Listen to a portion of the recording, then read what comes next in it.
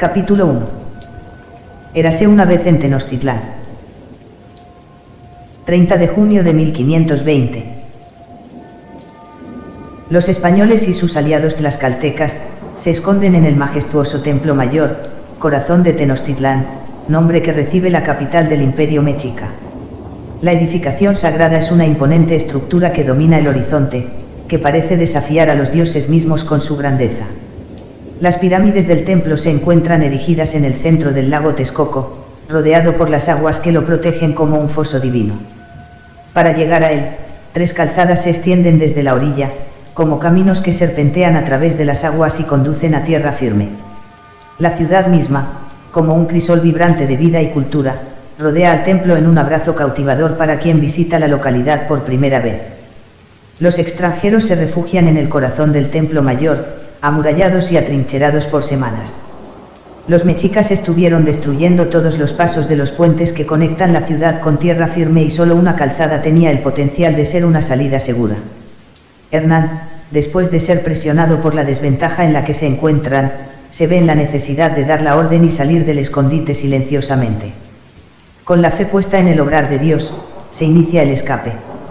En las murallas que conforman el Templo Mayor, uno de los integrantes de la familia Fernández, Jacinto Fernández, reputado por su increíble puntería, está apostado en las murallas que rodean el templo, apuntando con su enorme ballesta a un vigía mexica que vigila hace horas los movimientos de los españoles y sus aliados en el santuario. Fernández, sigiloso y seguro, disparó su ballesta, dándole muerte inmediata al vigía. Respiró con satisfacción y escuchó a su compañero de armas, Isidro, que le llama. Jacinto. Jacinto. Jacinto. Ya están reunidos. Vamos a repasar la idea, le dijo Isidro. ¿Pudieron convencer a Cortés de sacar a los que están en las celdas?, preguntó Jacinto. No, dice que los traidores y enfermos de viruela se quedarán a merced de la voluntad de Dios. Si por algún motivo escapan y pueden volver a Veracruz, será porque Dios está de su lado, le respondió Isidro. Fernández escupe al suelo y sin esperar respuesta y hastiado, pregunta, ¿solo seremos 9 entonces, 9 hombres contra todos? Esperemos que los demás entiendan la señal y nos vamos de esta ciudad desconocida por Dios. Jacinto e Isidro se dirigen al costado de una de las pirámides del Templo Mayor con otros 7 soldados europeos fastidiados y preocupados por la situación en la que están.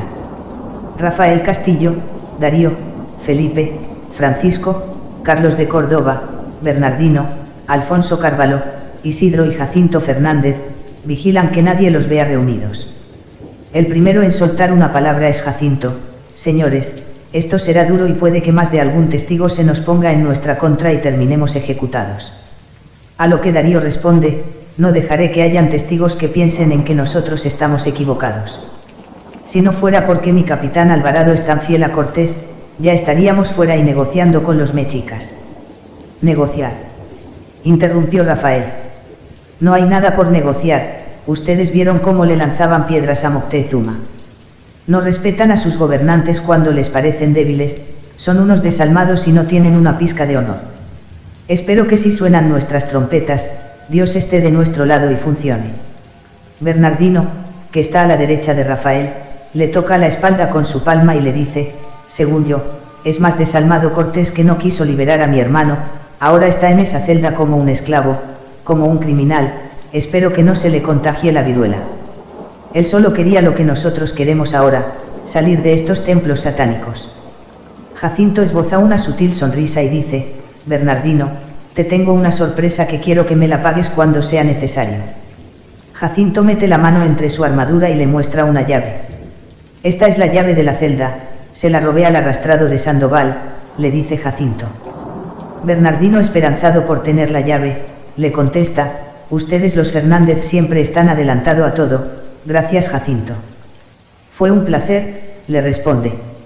Ahora tendrás que irte con el grupo de Tlaxcala, en el último grupo, en la retaguardia, y así abrirás la celda cuando los capitanes y sus chupapollas ya hayan salido, le añadió. Bernardino confirma con un movimiento de cabeza. Carlos de Córdoba interrumpe el momento con una carraspera y dice, ahora que tenemos resuelto el asunto del hermano de Bernardino, debemos repasar qué haremos en caso que los indios nos ataquen. Seremos un blanco fácil en el Puentes. Y en respuesta a eso Jacinto, habla con seriedad, cómo están divididos los grupos. Sé que Bernardino y yo vamos con Cortés en el segundo grupo, que es el más grande, tenemos orden de proteger el quinto del rey, pero ahora que Bernardino se quedará liberando a su hermano, ya no cuento con él.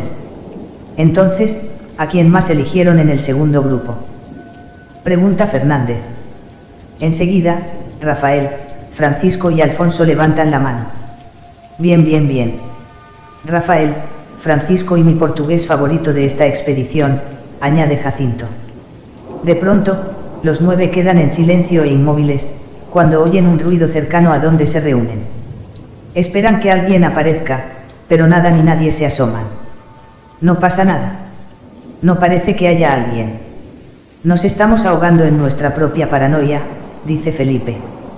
Todos respiran profundo al unísono mientras se miran. Entonces, Jacinto continúa la idea: escuchen, vamos a seguir el plan que dieron los capitanes, salimos en silencio, montamos los puentes con las cuerdas como si fuera elevadizo, pasamos la calzada, salimos de la ciudad y los hijos de Moctezuma se entregarán en caso que nos descubran y empiecen a atacarnos, y para eso asignaron 3 toques de trompeta, ¿verdad?, les pregunta a sus compañeros. A lo que todos contestan simultáneamente que sí, menos Rafael, que solo asiente con su cabeza. Fernández se rasca la nariz y continúa: según entiendo, cualquiera que pueda tomar a los hijos de Moctezuma podría parlamentar, así que no perdamos el tiempo y cuando suene la señal, corremos a buscar a los hijos del rey muerto. Si ven a otros que se los llevan, hagan lo que sea para quitárselos. ¿Creen que podrán hacer eso?, les pregunta Jacinto. Mientras todos asienten con la cabeza, Isidro contesta: no tenemos muchas opciones. Recemos para que quieran negociar y nuestra carnada sirva de algo y no la apedreen. Amén, responde Rafael. Bien. Ahora, por el contrario, continúa Jacinto, si suena 4 veces la trompeta, los que están en el pelotón de Sandoval, correrán a capturar a Cortés y nosotros tomamos a Pedro de Alvarado. Los entregamos y los usamos para pactar con los indios. Isidro será nuestros ojos en la delantera, ya que por él sabremos la realidad que nos espere más adelante por la calzada, así que, Darío, Felipe y Carlos protejan a Isidro. Nosotros también sabemos tocar la trompeta, intervino Carlos en un tono antipático. Sí sé que saben tocar la trompeta, dijo Jacinto. Para luego agregar: solo tenemos a 2 trompetistas disponibles, y si por algún motivo ellos no pueden dar la señal, alguno de nosotros puede darla de todas formas, siempre y cuando tengamos la trompeta. Sé que estamos en una mala posición. Así que por eso tenemos que tener una estrategia, ya estamos rodeados de salvajes por culpa de... Antes que pudiera terminar su oración, Blas Botello, un soldado que todos aseguran ser un practicante de la nigromancia, se había acercado a los 9 conspiradores sin que estos se dieran cuenta. Este interrumpe a Jacinto, preguntando: ¿por culpa de quién? ¿De quién es la culpa? Dices que la culpa es de mi capitán Hernán Cortés. Todos se asustan pensando que Botello haya escuchado algo, se quedan en silencio, excepto Jacinto, que le responde a Botello con un vigor sarcástico: iba a decir que la culpa es de Pedro de Alvarado, porque cuando nos unimos a Cortés hace semanas atrás, dijo que tenía la ciudad y la neutralidad con los mexicas controlada, pero dejaron a cargo a Alvarado y no supo controlar a unos indios haciendo rituales. Pudo haberlos apresado, capturado, haberle prohibido el paso a las pirámides, pero no, eligió masacrarlos a todos. No recuerdo haber visto tantas tripas y sangre al entrar pacíficamente a una ciudad. Botello y los demás, en un silencio incómodo y desafiante, sorprendidos por la respuesta de Jacinto, no dicen nada y solo Botello responde: somos muy pocos y estamos jodidos hasta el cuello, así que no será momento de tener esta conversación. Solo no elijan el camino de la traición, si no, ya saben lo que pasa. Blas Botello y Jacinto Fernández se miran fijamente a los ojos de manera desafiante. Entonces, Botello agrega: de cualquier forma, no vengo a buscar o delatar posibles traidores, los vengo a buscar porque estamos listos para salir. Bernardino, con ansiedad y complicidad en su forma de hablar, le responde: nosotros estamos listos para salir. ¿Los caballos y el oro están preparados?, pregunta Jacinto al nigromante. Los ojos de Blas se estrechan con una mirada de desdén mientras responde de manera tajante: los caballos están listos, y cambiando a una expresión ceñuda, agrega con voz severa: y el asunto del oro no es de tu incumbencia. Fernández lo mira con un tenso silencio. Dejen todo lo que no sea necesario, tenemos que estar ligeros. Sería desafortunado que se rompieran nuestros puentes y nos quedemos atrapados en esta ciudad. De seguro estos salvajes amarían sacrificarnos, agregó Botello. Los que no quieran dejar nada, tienen la posibilidad de ir en la retaguardia, no arriesgaremos los puentes por nadie. Blas Botello finaliza con esas palabras su cometido, y en un gesto de camaradería golpea suavemente el hombro de Rafael con la mano. El contacto amistoso transmite complicidad y confianza que Jacinto no ve con buenos ojos.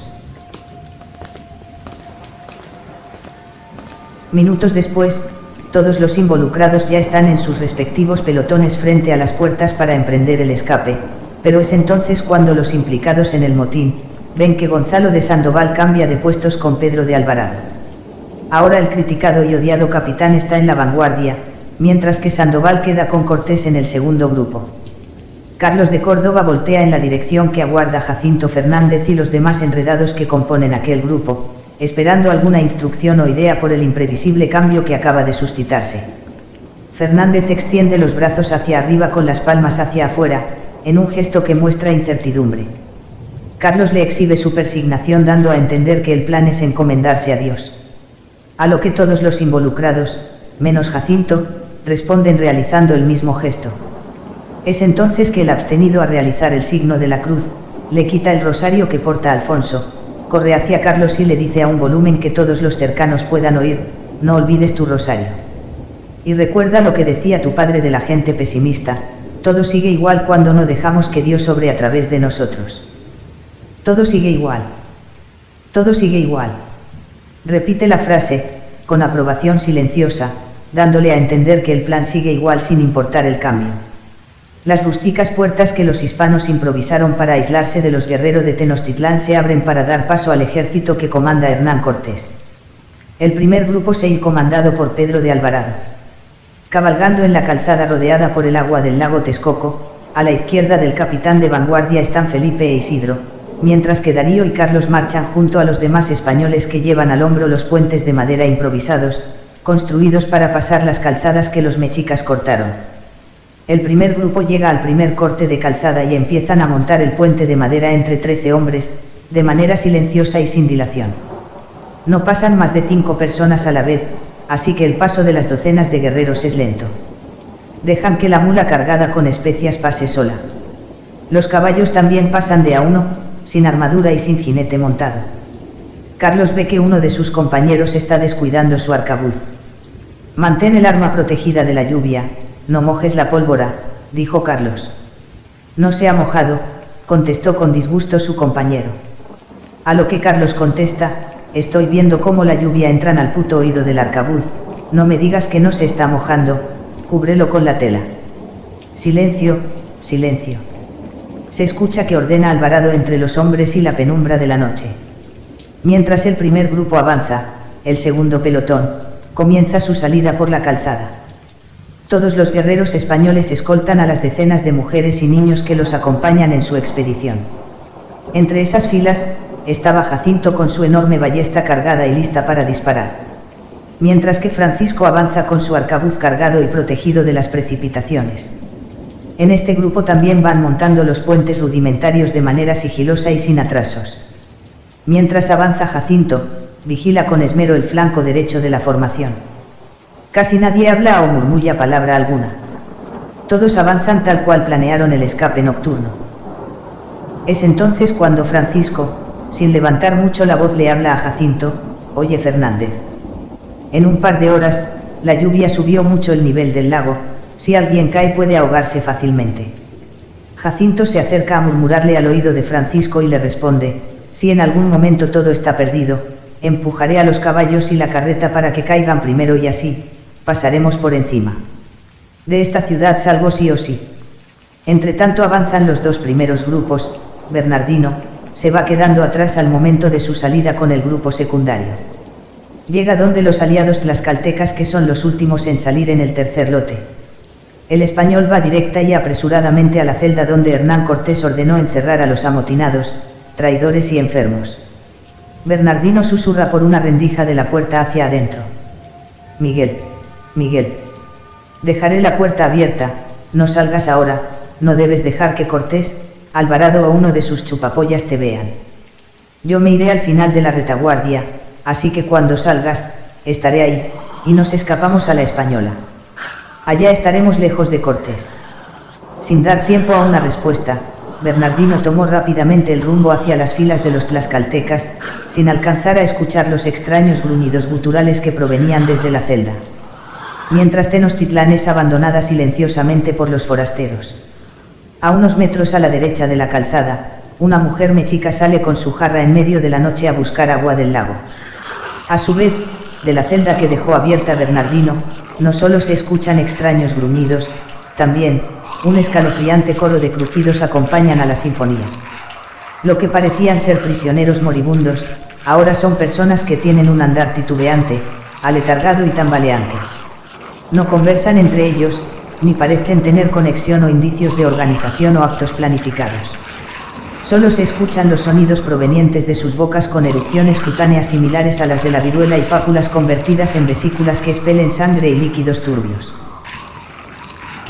Mientras estos individuos salen arrastrando sus pies del lugar donde están recluidos, ellos escuchan los últimos ruidos que hacen los tlaxcaltecas mientras escapan. Los seres captan el bullicio, lo que provoca que su andar se vuelva un poco más rápido en su intento por alcanzar el origen de aquel sonido. Estos aletargados cristianos se desorientan con facilidad. Se mueven y deambulan por las zonas abandonadas que dejaron los españoles tras su salida. Solo el errante que Bernardino llama su parentesco avanza por el camino que tomaron los fugitivos. Estando a unos metros del último grupo, Bernardino, tal como lo prometió, va de los últimos, pero es entonces que escucha esos gruñidos, voltea hacia atrás y ve a su hermano. Miguel, baja la voz, le dice. Pero Miguel, ya no responde con palabras, ni parecía ser el mismo. Se detiene para esperarle y cuando ya están frente a frente, la extraña criatura muerde la cara a Bernardino, sacándole piel y carne que devora al instante. El herido da un grito de dolor y al instante, un tlaxcalteca que marcha junto a Bernardino, le da una patada al mordedor, lo que precipita la caída del errante al agua. El alarido de Bernardino y el impacto de Miguel cayendo al agua, causó que la mujer mexica que sacaba agua del lago, divisara la huida de los españoles. La ciudadana, al percatarse de ello, grita de inmediato. En segundos, docenas de mexicas comienzan a salir de sus casas para alertar que sus más ansiados rivales por combatir están listos para ser cazados. Con el fin de despertar a todo su pueblo e impedir el escape de sus enemigos, gritan lo más fuerte que les es posible. Un residente corre hacia la posición más cercana que su ubicación le permite estar de los extranjeros, y usa su atlatl para lanzar piedras en dirección a sus contrincantes. En un santiamén, más y más proyectiles son lanzados con el mismo tipo de onda y resentimiento. Mientras que algunos tienen sus arcos preparados y sin vacilar disparan sus flechas, otros se enfundan en sus corazas de batallas llenas de plumas y piel de animal. En la calzada, los peñascos, flechas, dardos y todo objeto que les lanzan, resuenan por el impacto en los escudos y cuerpos de sus objetivos. Bernardino da un puñetazo al tlaxcalteca que botó a su hermano. Los demás soldados del pelotón separan la pelea que Español y el aliado indígena mantienen, ya que este último, también le responde a puñetazos. Simultáneamente que separan esa rencilla, el ejército que huye escucha y observa cómo los mexicas gritan y advierten el escape que llevan a cabo. El clamor de los habitantes de Tenochtitlán va en aumento a la par de los pobladores que se preparan para dar una lucha de venganza y honor. Las antorchas y fogatas se multiplican, convirtiendo la ciudad en un mar de luz y calor. Sin demora, los guerreros más temibles del imperio, están subiéndose a botes y canoas para acercarse a los invasores. Seducidos por el fuego de la ira en sus corazones, cada vez son más los que se unen a la contienda. Mientras los mexicas se levantan en armas. Los tres grupos del ejército de Cortés, toman conciencia de que su silencioso plan fracasó. Bernardino levanta su escudo para protegerse del ataque que recibe. Este ve cómo Miguel desaparece en el fondo del lago. Con angustia, y lágrimas brotándole de sus ojos, Bernardino, grita con desesperación el nombre de su hermano. El pavor y la ansiedad se apoderan en un instante del ejército comandado por Cortés. Las flechas y las piedras mexicas no se hacen esperar por el flanco derecho de la calzada. «Proteged con los escudos», gritan los capitanes. Las flechas y piedras lanzadas con ondas hacia la calzada, comienzan a diezmar los rústicos escudos de los tlaxcaltecas.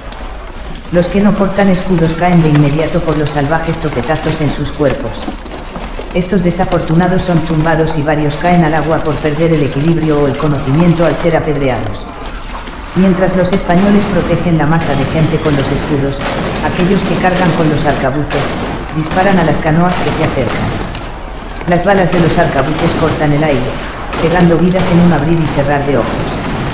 El chico que fue regañado por Carlos, disparó sin éxito, ya que la pólvora estaba húmeda. Suceso que Carlos de Córdoba se percata y le grita: «Te lo dije, hijo de perra, te lo dije». Los feroces guerreros mexicas dan gigantescos saltos desde las canoas para llegar a la calzada, en donde empiezan brutales peleas contra los españoles. El acero español penetra fácilmente la carne local, que no poseen las defensas bélicas de los europeos. Aún así, la superioridad numérica a la que se enfrentan, comienza a extinguir las vidas españolas en ese puente. Un guerrero jaguar que está listo para saltar al puente desde la canoa que le reman dos coterráneos, es alcanzado en la cabeza por una de las flechas de Jacinto. Este, tiene una maestría para cargar rápido su ballesta. En un instante ya está apuntando a un arquero que lanza flecha desde una balsa. Fernández se protege entre los escudos de sus compatriotas, pero una fulminante lluvia de flechas más densa que la precipitación que cae, mata al hombre que lo protege por su izquierda. A la vez, desde las calles y techos de Tenochtitlán, comienzan a sonar los tambores de guerra, como si de un llamado ancestral se tratase.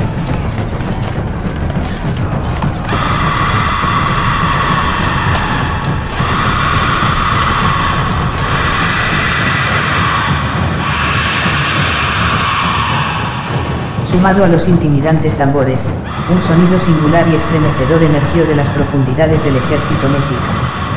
Sus silbatos de guerra gozan de un diseño grotesco y enigmático, produciendo un grito inhumano, similar al lamento de una criatura surgida de las pesadillas más tenebrosas. Su sonido resuena en el aire como un eco de ultratumba, envuelto en un aura de misterio y horror.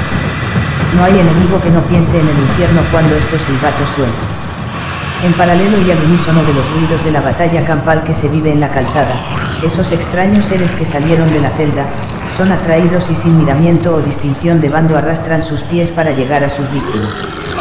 Uno de los carroñeros se abalanza sobre un guerrero mexica en plena batalla contra un tlaxcalteca, hundiendo sus dientes en su carne. El guerrero, con un grito de dolor, se voltea para enfrentar a su agresor y con su macuahuitl, adornado con afiladas obsidianas, descarga un golpe que desfigura la mandíbula del mordedor y lo arroja al lago. A pesar del impacto, el exánime sigue en pie, pero es rescatado rápidamente del agua por tres mexicas. Los guerreros navegan preparados con cuerdas y objetos contundentes para inmovilizar y capturar vivos a sus enemigos. Con mucha dificultad, los arqueros logran subir al errante a su canoa mientras él se resiste e intenta morderlos. Durante el forcejeo, uno de los captores es alcanzado por los dientes restantes del atacante. Ante la imparable criatura, los tres hombres lo derriban con golpes de piedras y palos tan poderosos que parece una nueva exhibición de tambores de guerra. Mientras aquellos mexicas aporrean a ese errante capturado, los demás también comienzan a mascar y tragar la carne y órganos a cualquiera que se les cruzara. Ningún golpe les provoca dolor, nadie que los empuje los hace retroceder. Las lanzas y espadas que les encierran en el pecho, abdomen, cuello y extremidades no surten efecto alguno. Su entrada en el combate desorganiza las filas y columnas españolas. Los puentes elevadizos que usan para suplir las secciones de calzada que faltan, ya no son cruzados con precaución. Tanto, mujeres, niños, combatientes y animales, apresuran el paso mientras les atacan. El crujir de la madera se hace cada vez más notorio. Los capitanes ordenan que no corran o romperán los puentes. Algunos hombres como Darío hacen caso a Alvarado, y en medio de la batalla contienen la cantidad de personas que van cruzando la improvisada pasarela. En ese preciso momento, empiezan a impactar piedras, flechas y lanzas por el flanco izquierdo de la calzada. Esto comienza a desmoronar y alterar más las formaciones y planes españoles. Nos rodean por el flanco izquierdo. Nos rodean. Gritan los militares españoles. Ballesteros, carguen más rápido. Arcabuces apuntando a las canoas. Levanten los escudos. Protejan las carretas. Gritan los capitanes y camaradas europeos. Las armas de pólvora demoran en cargarse, y bajo la lluvia, la pólvora se moja y algunos no disparan. Aún así, y a pesar de la lentitud en recargar un arcabuz, cada vez que escupen su fuego, los enemigos mueren de manera instantánea regando sus destapadas pieles y órganos por todos lados. El estampido ensordecedor de cada disparo es seguido por el humo acre que se dispersa en el aire, los cuerpos caen inertes y sus vidas concluyen por el poder de la pólvora. Carlos, posicionado en la vanguardia, al ver que están siendo flanqueados por ambos lados, se acerca a Isidro y le dice que toque la trompeta. Este le responde que ni Cortés, ni Alvarado han dado la orden. Carlos se desespera y empieza a gritar escondiéndose entre la multitud: muestren a los hijos de Moctezuma, entréguenlos para que podamos salir, repite incesantemente para que los capitanes captasen la idea. Es entonces, cuando una lluvia de flechas y piedras derriban al caballo de Isidro. Este cayó montado a las frías aguas y antes de que pudiera salir a flote por sus medios, una segunda y tercera lluvia de flechas penetran su cuerpo, matándolo al instante. Carlos y Felipe ven cómo el encargado de dar la señal está muerto y la trompeta en el fondo del lago. Pero en ese mismo momento, el puente que está instalado en la primera línea de avance, cruje y se rompe cuando los caballos y soldados están pasando sin control. Al quebrarse, el relinchar de los caballos cayendo al agua y los soldados gritando de desesperación, crea una enorme angustia y desesperación en los hombres que ven cómo sus compañeros se ahogan. Algunos intentan ayudar a salir del agua a sus camaradas, pero al desprotegerse de su posición, las flechas los alcanzan y estos sucumben muertos sin poder ayudar a sus colegas. Darío, al ver la masacre que está ocurriendo, le dice a Carlos: no damos más de esta masacre. Iré a buscar a los hijos de Moctezuma. Carlos asiente con su cabeza mientras se cubre de las flechas. Darío besa la cruz de su rosario que lleva colgado al cuello y dice: Dios, ayúdame a salir vivo esta noche y te prometo que pagaré todos mis pecados. Entonces este emprende el rumbo al grupo que está más atrás para poder poner su plan en marcha.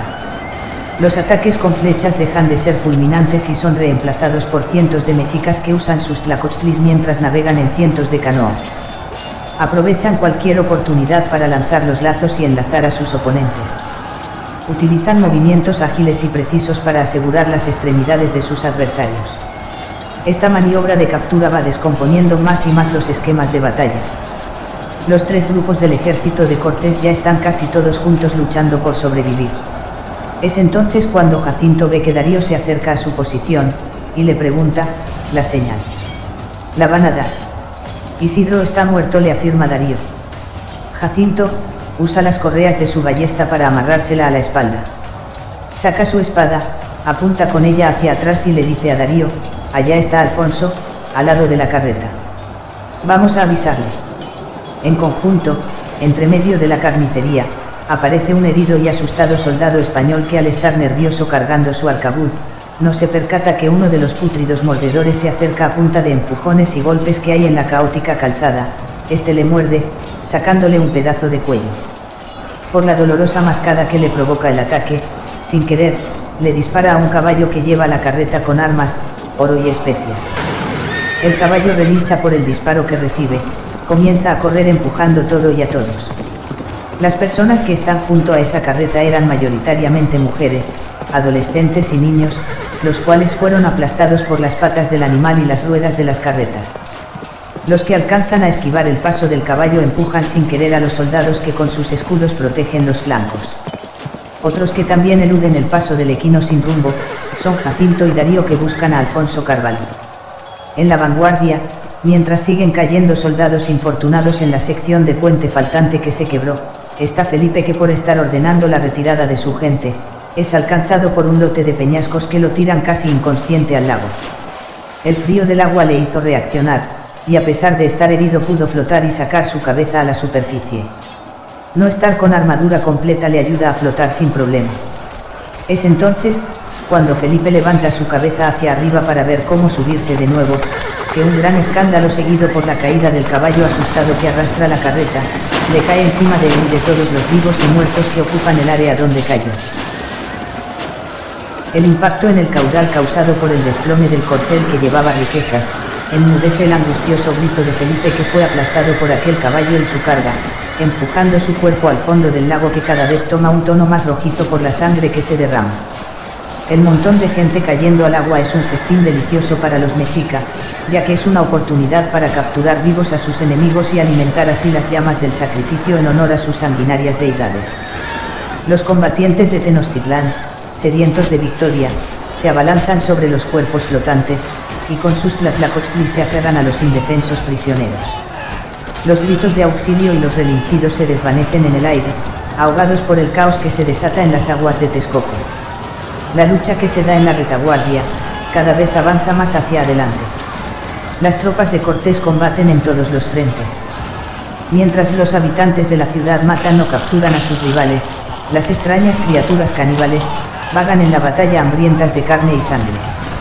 Muerden a los vivos que luchan y comen desenfrenadamente a los heridos que no pueden defenderse. Desde ese caos aparece Bernardino, con 2 flechas enterradas en su pierna, el rostro cubierto de sangre propia y extraña. Se acerca a Jacinto y Darío, los cuales le preguntan: Bernardino, ¿estás bien? ¿Te mordieron la cara? Bernardino, en estado de shock, los observa con una mirada perdida sin soltar una palabra.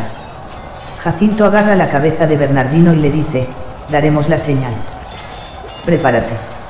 Darío se queda con el choqueado colega cubriéndole con su escudo mientras patea en dirección al lago a todo aquel contrincante que sube a la calzada.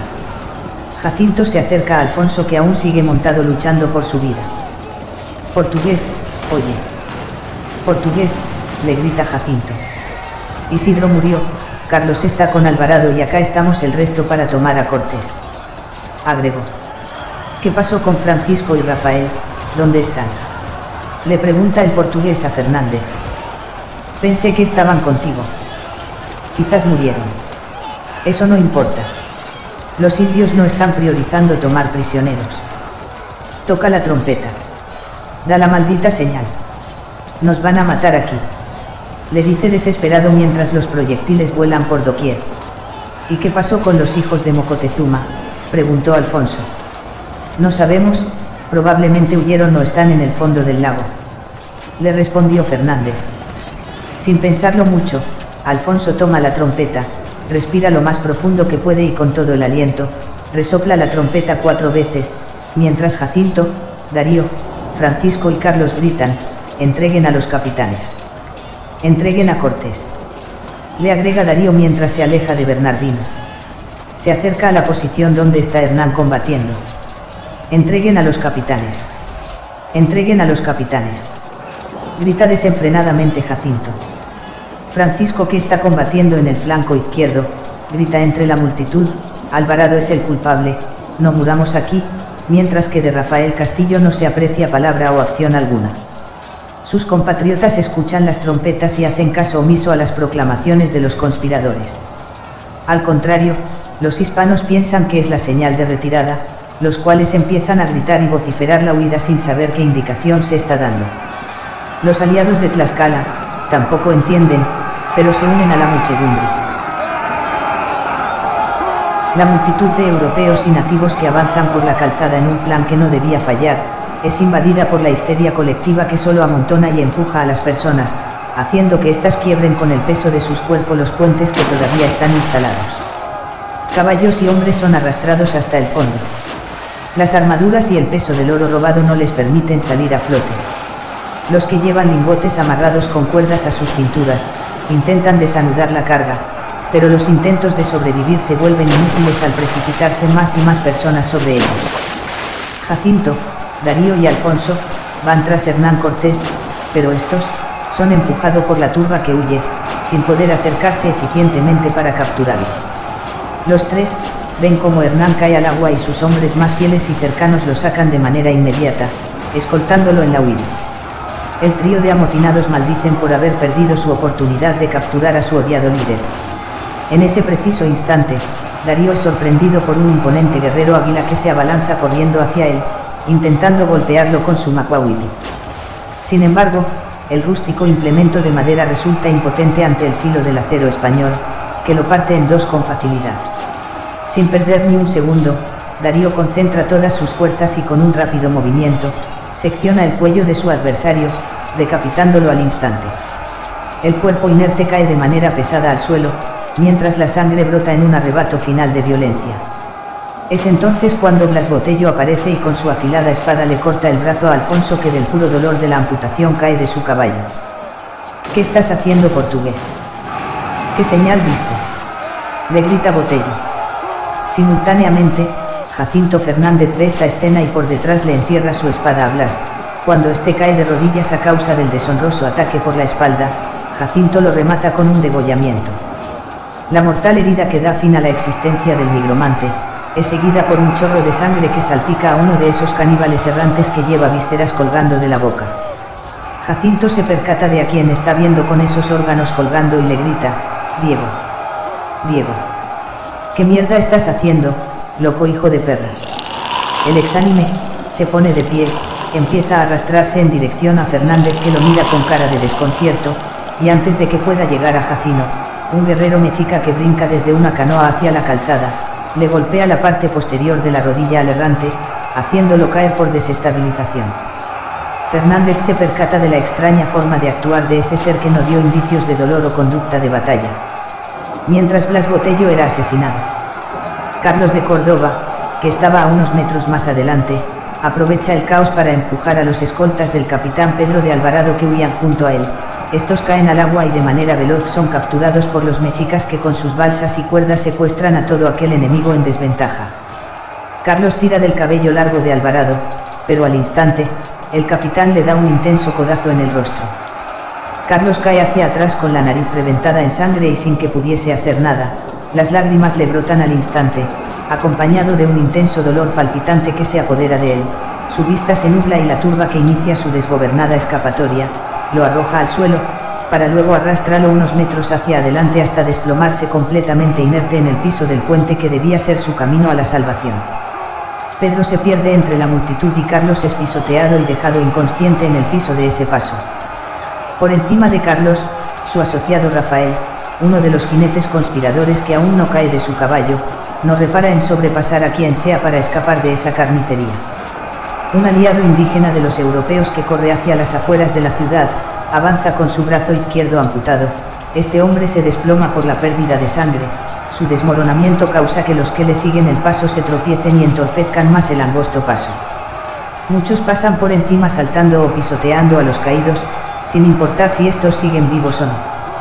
Jacinto y Darío exclaman al unísono y sin titubear: este ya murió, refiriéndose a Alfonso, que yace en estado de shock mirando su brazo amputado.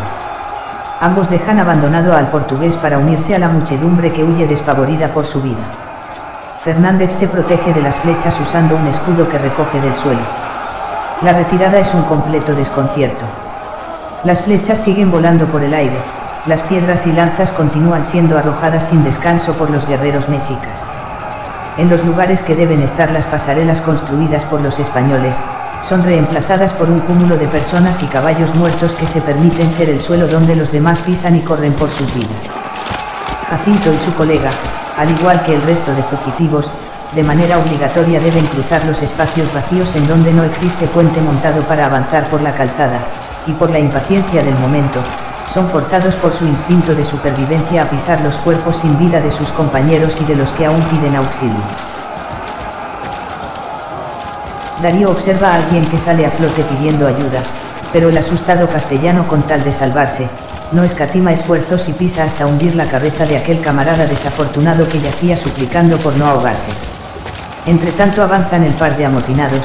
Más atrás en el paso, un español muerto a flechazos, cuelga y es arrastrado por su caballo blanco apodado Nevasco.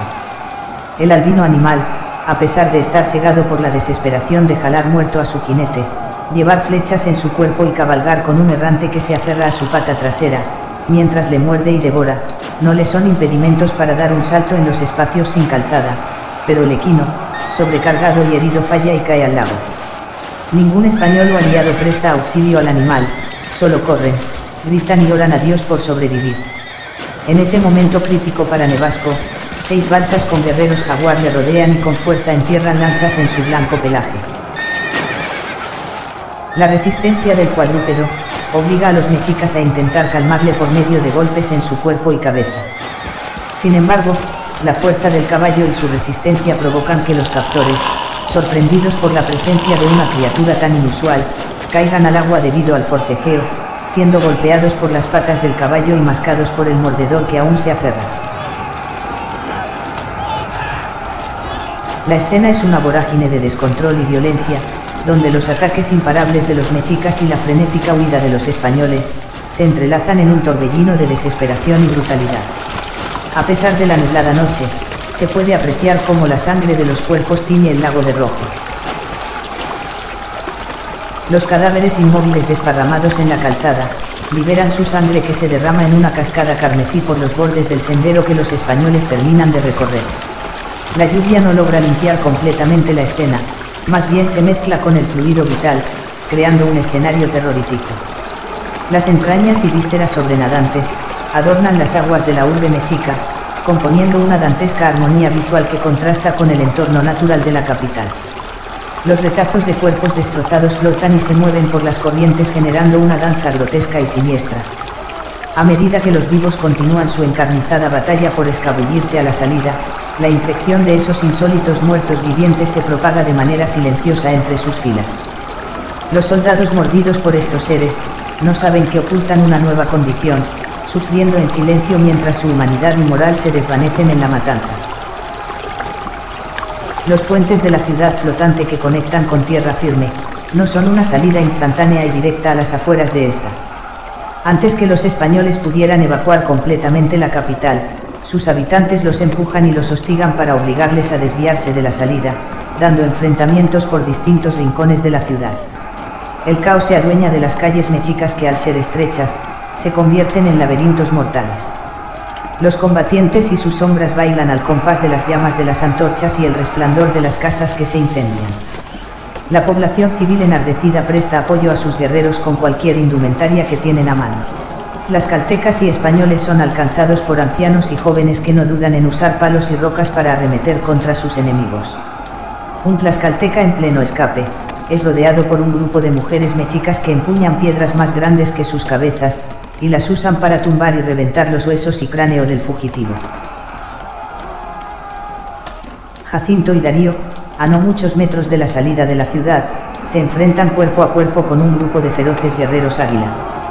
Fernández le corta el brazo a uno mientras se cubre del ataque de un segundo rival, y de un puro giro de cuerpo entero que da el europeo, rebana los abdómenes de ambos contrincantes que derraman sus tripas debido al corte de espada, pero, al instante un golpe con un cuabolloy lo desmaya. En paralelo, Darío sufre un destino similar, pero este no cae inconsciente con los golpes, así que experimenta todas las sensaciones de una paliza mexica. De las más de 2000 personas que dependían de las decisiones de Hernán Cortés, solo unos pocos cientos abandonan Tenochtitlán. Entre ellos, desconocen quiénes aún siguen con vida, quiénes han sucumbido y quiénes han quedado atrás. Ahora, marchan heridos, exhaustos y sin fortuna. El destino de cada uno de ellos es incierto. Las llamas de la contienda se extinguen, dejando tras de sí los miles de muertos, heridos y aprisionados de un sangriento combate que expele en la ciudad un aire denso impregnado de muerte. Mexicas y españoles, agotados, heridos y agonizantes, lucharon despiadadamente en una jornada que cambió el destino de todos los presentes. Los primeros rayos del amanecer marcan el adiós a la noche, iluminando una urbe abarrotada de cuerpos sin vida y habitantes que lloran a sus caídos. Al mismo tiempo, un peligro inminente, inimaginable y desconocido, aguarda en las sombras de la ciudad. Esos errantes caníbales que atacaron a los guerreros que se batieron en la endemoniada masacre, acechan con voracidad insaciable sus próximas víctimas. La amenaza está lejos de terminar. Continuará.